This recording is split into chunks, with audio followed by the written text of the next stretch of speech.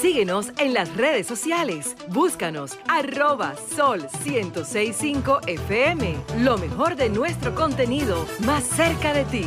Sol 106.5. Una estación RCC Miria. El Sol de la Mañana sigue reforzando su oferta de contenidos y ahora presenta Perspectiva Económica con Magín Díaz, profesional de reconocida trayectoria pública, economista especializado en finanzas públicas y macroeconomía, egresado de la Universidad de Chicago. Perspectiva Económica, una mirada orientadora a los hechos más relevantes de la economía dominicana y mundial. Bueno, señores, con nosotros el licenciado Magín Díaz publicó un artículo recientemente que a muchos nos sorprendió. Brillante. Donde él habla de un incremento de la cantidad de empleados públicos o un incremento en la nómina pública. No estamos hablando de un incremento de que se pagan más salarios, que pudiera ser, pero sino de más personas. Contratadas, exacto. De más personas que tienen hoy presencia en la nómina pública cuando lo que se habló fue de reducciones de instituciones, de eliminación. Y de despidos, pero no de tantas nuevas designaciones. Entonces quisiéramos, Magín, que nos resuma del punto de partida y cuál ha sido el incremento y cómo se demuestra el incremento en la nómina pública. Buenos días. Buenos días. Primera vez que estoy aquí con los amigos Pedro y Virgilio. Gracias, y lo que voy a decir no le va a gustar a Eury, pero Virgilio tiene buenos genes. Ajá. Porque su hermano es a quien yo considero el mejor economista dominicano. Guarocuya Félix. Raúl Félix. Raúl Félix. Guarocuya es primo. No, Raúl Félix es brillante. Que vive en México. Vive en con México. él tiene buenos genes. Yo sé que Eury, su ídolo es Andy Dawager, pero... No, mi ídolo eres tú, era Andy Dawager. Pero era Andy Dawager, ahora eres tú. Vamos a ver si coordinamos para traer aquí a Raúl. La verdad que para el país Raúl es brillante. Es un orgullo tener un dominicano. Él ha hecho su carrera en México, pero la verdad es que es el profesional más completo de la economía que yo creo que ha nacido en estos Mejor lados. que Andy. Bueno, pudiéramos entrevistarlo. ¿Cómo se llama? Perdón, Magín. Raúl Félix. Hermano mayor. Raúl Félix, ¿qué Está hace? en México. Economista. Brillante. La familia de Virgilio tiene un buen pedigrí. Sí. Lo vamos a traer un Son día. de Gerinerdo Félix, nieto. Ya está hecha la promesa. Nieto de de Ya hice la promesa. Así es. Ahora, Entonces, nos vamos a las nóminas. Vamos a la nómina. vámonos a los temas serios. Bueno, el artículo que yo publiqué la semana pasada es sobre el tema de la nómina pública. Bueno, yo le he estado dando seguimiento. Y yo creo que al final ha pasado lo que yo pensé que con la experiencia que tengo, o sea, el sector público dominicano es complejo, las presiones que hay sobre los funcionarios es fuerte, no solamente de los políticos, yo que he ocupado cargos, la presión para tú nombrar gente viene de familiares, de amigos, o sea, es un país en que el sector público se mira como que mucha gente quiere vivir de eso. Ahora, ¿qué observamos? A julio del 2020, antes del cambio de gobierno, de acuerdo a los datos de la TCS o de la Superintendencia de Salud y Riesgos Laborales, que publican la cantidad de empleados públicos, la cantidad era de casi 680,000 empleados. 680,000 empleados. Así encontró el gobierno en agosto la cantidad de empleados. Eso incluye todo el sector público, el gobierno central, las instituciones descentralizadas, ayuntamientos. Ahora, ¿qué pasó en los primeros meses? Lo que se sabía que iba a pasar. Sale una cantidad de empleados y de manera consistente fue bajando la cantidad de empleados públicos casi el primer año completo.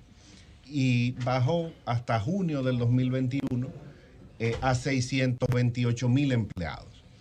O sea, 50,000 más o menos. Y esa era la queja. Tú veías a veces a Guido diciendo, bueno, ¿qué está pasando? Necesitamos empleo.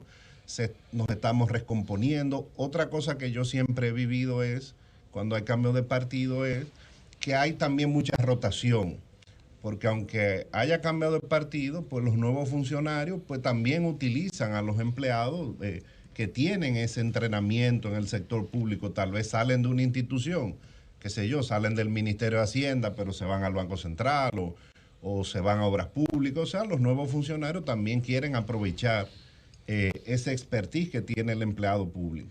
Ahora, ¿qué hemos visto a partir de julio? Un aumento constante de la cantidad de empleados, unos 7,000, 8,000 empleados públicos, mensual hasta diciembre, que aumentó en 28,000. Ahora, ¿cómo estamos? En diciembre del 2021 estamos en 692,000 empleados, que es la mayor cifra de la historia, que ya superó al nivel encontrado. O sea, tomó 1 año y medio más o menos superar ese nivel. Yo vi el Diario Libre le hizo una entrevista al ministro de Administración Pública y él lo que dice, no, lo que pasa es que hemos saneado las nóminas. Bueno, entonces no sé bien qué significa eso. Significa que antes se estaba registrando en otro lado y ahora se sincerizó. No sé, ahora la realidad es que estamos llegando a 700,000 empleados públicos y yo creo que tenemos que ver si realmente 700,000. 700,000, si necesitamos esa cantidad. Ahora, otra forma de validar es el gasto. Ya el gasto mensual que reporta la TCS para el gobierno central en remuneraciones es de 20,000 millones de pesos mensuales. Y pero hubo aumentos salariales. Espérate un momentito. Ahora mismo tú vas a hacer preguntas. Déjala que termine la idea. Déjala que termine la idea y le vas a hacer cualquier pregunta que tú quieras hacerle. Adelante. Para todo el sector público el gasto es de 22,000 millones de pesos mensuales.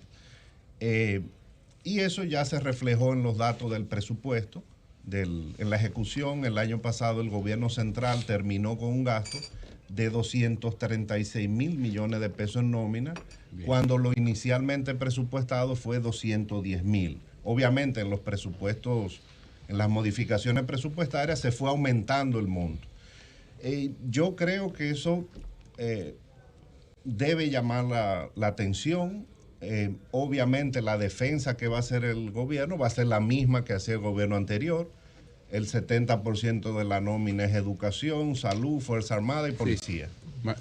Sí. Bueno, pregunta precisa sobre el nómina y después para que pasemos Julio, a otro tema. Dos cosas. Sí. Magín, ¿cuánto significa el incremento salarial en el tema del aumento del pago de la TCS, que tiene un aumento significativo?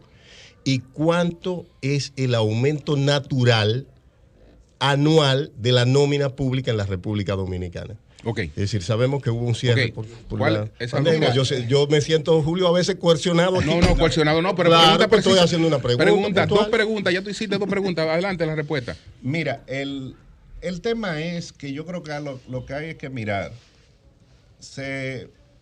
Partimos de 680,000 empleados, se bajó a 50 o 60,000 empleados, el gobierno estaba funcionando bien y de repente estamos viendo que está aumentando.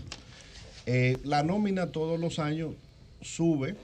Y hay una demanda de policías, hay una demanda de maestros para lo que se hicieron concursos. Sí, es decir, hay una demanda de personal médico. Va a dar respuesta también, porque por eso es que tú te sientes coercionado. Pero está bien, hermano, pero ya hiciste ya estate quieto, por favor. Adelante. Sí, en términos de gasto, más o menos la nómina pública en los últimos años aumentaba 8 o 10% al año. Y en términos de empleados, un poquito menos que eso. Ahora, lo que tenemos que ver, yo creo que hay un mensaje claro, y es que el gobierno respetó su restricción total presupuestaria. Había un tope de déficit, lo cumplió. Ahora, más gasto en nómina es también menos gasto social, menos gasto en inversión. Para un país pequeño, 700,000 es mucho, es poco. Yo creo que tenemos que pensar en eso. Sobre el salario hay algo que llama la atención. El salario promedio del sector público es alrededor de 35,000 pesos. Ahora mismo es un 35% mayor que el salario promedio del sector privado. ¿Y qué significa eso? Significa que el gobierno está pagando de más, significa que el sector privado aquí paga poco. Yo creo que ese es el tipo de pregunta que nos debemos hacer. pagamos más en el gobierno para atraer al mejor personal. Yo creo que hay que analizar qué está pasando con la nómina, si necesitamos y si este crecimiento lo vamos a seguir viendo este año, porque va a llegar a un punto que no es sostenible. Magín, bueno, tenemos ahora el conflicto con Ucrania que pudiera agravar la situación de la economía, la inflación. Las expectativas, ¿qué tenemos ya y qué pudiera pasar con este conflicto? Bueno, el Banco Central publicó la inflación del mes de enero, que fue 1.18% en un mes. Y tú estás sintiendo a la gente quejándose en las últimas semanas. Ahora, ¿qué significa un 1% mensual de inflación? 1.18, eso equivale a una inflación anual de 15%. Eso es 1. O sea, un 1% de inflación en el índice de precios es mucho. En los últimos 10 años, que son 120 meses, ¿cuántas veces ha sido la inflación en un mes más que 1? ¿Cuántas? 5 veces, en 120 meses. De los cuales 3 fueron durante la pandemia, 2 en el 2020 y 1 vez en el 2021. Y para tú encontrar otro mes en que la inflación sea superior a 1, te tiene que ir, hubo un mes en el 2012 y 1 en el 2013. Entonces, una inflación de 1 es alta. ¿Va a bajar? Yo creo que va a bajar. Si tú ves los datos del Banco Central, ya las tasas de interés están subiendo y el Banco Central, desde el 1 de enero a la fecha, ha retirado una cantidad de liquidez impresionante. Entonces, el Banco Central está haciendo lo que puede hacer con sus herramientas. Sube la tasa de interés y al mismo tiempo recoge dinero. Sí. Claro, la queja dentro de 2 o 3 meses va a ser, hay dinero. No hay cuarto. No hay poco circulante. Entonces, la economía va a empezar a crecer menos. Y esa es la forma de tú controlar la inflación, de las presiones que hay aquí. Ahora, va a venir, hay una inflación que es la que viene por los precios internacionales, que esa es difícil. Esa va a ir bajando poco a poco con la restricción monetaria, pero digamos que tú tienes un problema en un dedo y te estamos cortando la mano. Virgilio, es breve mi pregunta, Magín. Ese dato del 1%, cual hablas, ¿es aislado solamente para la República Dominicana o cómo se ve en los otros países de Latinoamérica? No, esto es un fenómeno mundial. La inflación, hay una crítica de que aquí es un poco mayor la inflación, es un poquito mayor. La inflación promedio de América Latina el año pasado fue 7.2 y aquí fue 8.5. Con una gran diferencia. América Latina creció 6 y nosotros 12. Entonces, si tú me preguntas, cada persona hace su juicio de valor. Yo prefiero un poquito más de inflación, pero crecer el doble. Correctísimo. Ahora, sí, es un fenómeno mundial, eso no hay duda. O sea, Argentina tiene 50, Venezuela hiperinflación. Hay países que tienen inflación más baja, por ejemplo, Colombia es 6%. Panamá. Pero es su inflación más alta en 15 años, pero ellos tienen carbón y tienen petróleo, o sea, para ellos es mucho. Chile también tiene su mayor inflación en 15 años, o sea, no hay duda que es un fenómeno mundial. Pedro y doña Consuelo. Magín, tú dices, me corrige si estoy equivocado, que hemos tenido un crecimiento de 1.5 mensual. Cuando lo sumamos en 12 meses da 15% de inflación. Entonces, ¿a quién yo debo creerle? El Banco Central me dice 8.5. El presidente de los comerciantes, Iván García, ayer dice que la inflación real en el país es de un 15%. El expresidente Leonel Fernández dice que hay un rebrote económico, que no hay un crecimiento real porque la inflación se traga lo que pudo ser el crecimiento. ¿De cuánto es la inflación que yo como ciudadano estoy sufriendo cada vez que voy a comprar un servicio o un producto determinado? Son dos preguntas diferentes. Claro. La inflación el mes pasado fue 1.18, pero eso fue un mes. Hay meses que ha sido 0.5, 0.8. La inflación anual, que es el promedio, está en 8.7. Ahora, ¿cuál es la inflación que tú sientes? Para cada persona es individual, depende de lo que tú consumas. ¿Qué está pasando? La inflación de los alimentos está por encima de 10, cercana a 10. La inflación del transporte, que incluye los combustibles, los vehículos, etcétera, está en 15. Entonces, si tú consumes mucho transporte o vehículo, estás sintiendo más. Si tú compras mucho alimento, que es el problema de los pobres. Que es la canasta básica. Correcto, entonces la inflación es de 2 dígitos. Entonces, depende de que tú consumas. Ahora, cualquiera que sea la medida, el tema es que nosotros venimos de un periodo de muy baja inflación. Entonces la inflación era 2 y ahora es 10, 5 veces más. Entonces claramente se está sintiendo. Doña Consuelo, terminamos. Finalmente, se dice, se explica, ustedes explican, otros también, cuando digo ustedes, políticos y economistas, y nosotros los comunicadores, que no es solamente la cuestión de para que la inflación no nos ataque como nos está atacando y que la queja, etcétera, que hay que buscar otras medidas y no solamente subir la tasa, sino otras medidas, que la producción aumente para que no haya entonces escasez de alimentos. Hay otras medidas que se deben tomar que tienen que ver con la producción nacional de lo que consumimos. Puede haber otras medidas, lo que no hay es magia. O sea, cuando tú tienes una inflación que te viene una parte de fuera, eso es lo que se llama un choque de oferta. El Banco Central va a intentar, los gobiernos, pero si el petróleo sube a 150, no es mucho lo que tú puedes hacer. Tú puedes subsidiar, dar algunos subsidios. En la parte agropecuaria, lo importante primero es que no haya escasez. No se ha traspasado todo el aumento de los insumos agropecuarios. Eso significa que la producción está bien, pero toma tiempo aumentarla mucho más. Y el tema es que tú necesitas los insumos importados. Entonces, cuando hay un choque de inflación importada, o sea, el país lo va a sentir. El subsidio que vaya al productor o que vaya al consumidor. Eso es básico. Tú puedes hacer los dos, el gobierno lo ha hecho los dos. Sí. Ahora, lo más eficiente es el subsidio focalizado. El tema es que cuando tú haces focalizado, digamos, para proteger al 30% más pobre, que es lo que se está diciendo con los combustibles, vamos a subsidiar los combustibles. Ahora es ineficiente porque estamos subsidiando a los ricos. Cuando tú das un subsidio general. El tema es qué hacemos con la clase media.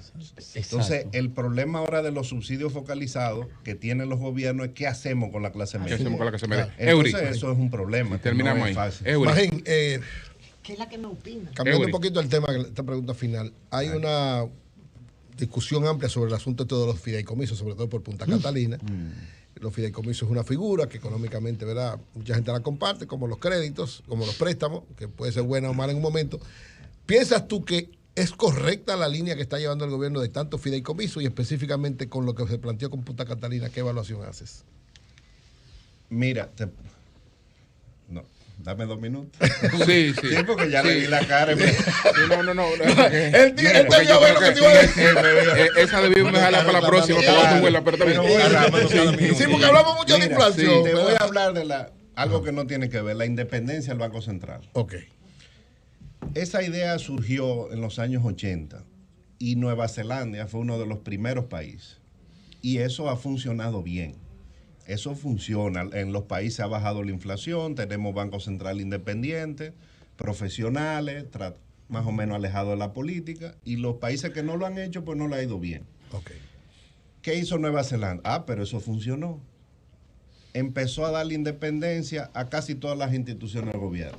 Y al final, después de 10, 15 años, tenía más de 100 instituciones autónomas independientes.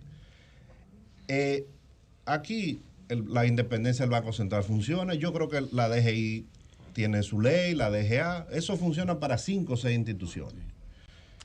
Los fideicomisos yo creo que pueden funcionar para 2 o 3 grandes proyectos. Pero tú no puedes hacer de todo un fideicomiso. Y además tenemos la experiencia que se la podemos preguntar, y yo me comprometo a traer a Raúl Félix. En México hizo eso y no le fue bien porque quiso hacer de todo un fideicomiso. Sí.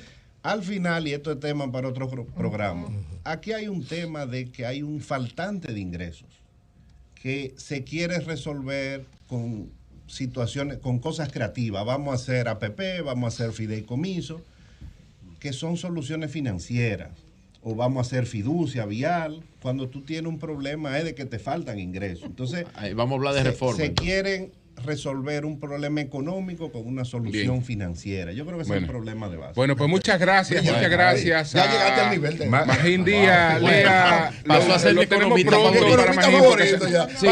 Con Raúl Félix. Se nos quedaron muchos temas ahí que lo podemos tratar después. Cambio y fuera. Sol 106.5, con la mayor variedad de contenido, información, entretenimiento e interacción en una sola estación. Cobertura total, disponible para ti en la radio y en las plataformas digitales. Somos Sol 106.5, la más interactiva.